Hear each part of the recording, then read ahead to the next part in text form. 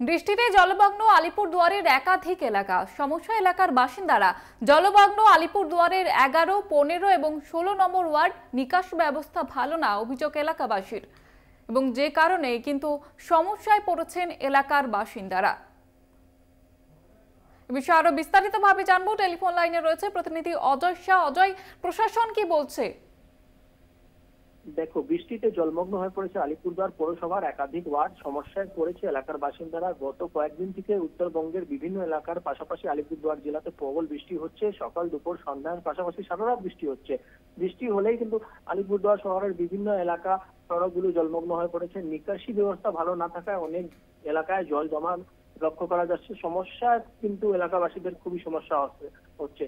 গত কয়েক ঘন্টার বৃষ্টিতেই কিন্তু জলমগ্ন হয়ে পড়েছে শহরের নিউ আলিপুরদুয়ার পৌরসভার 11 ও 13 নম্বর ওয়ার্ড সহ পাশাপাশি 15 নম্বর ওয়ার্ডের সংলগ্ন চাপড়ের পাড় গ্রাম পঞ্চায়েতের দ্বীপচর এলাকাও জলমগ্ন হয়ে উঠেছে। ফলে প্রতি বছর নয়, এই বছরও বর্ষার শুরুতে শহরবাসী এই নিয়ে স্থানীয় বাসিন্দারা জানাচ্ছেন যে একটি বৃষ্টি হলেই কিন্তু এলাকা জলমগ্ন হয়ে পড়ছে। নিকাশি ব্যবস্থা ভালো না থাকার দারুণ কিন্তু এই সমস্যা প্রতি বছরই এলাকার বাসিন্দাদের এই সমস্যা পৌঁছাতে হয়। যদিও পৌরসভা প্রশাসনের তরফে জানানো হচ্ছে যে একাধিক এলাকায় নিকাশি ব্যবস্থা ঠিক করার জন্য একাধিক উদ্যোগ নেওয়া হয়েছে। এর যে বর্তমানে যে বিভিন্ন ওয়ার্ডে জলমগ্ন হয়ে পড়েছে, বিভিন্ন এলাকায় যে সমস্যা হয়েছে তার সমাধানের জন্যও তারা কিন্তু একাধিক উদ্যোগ নিচ্ছে। ধন্যবাদ জানাবো অজয়।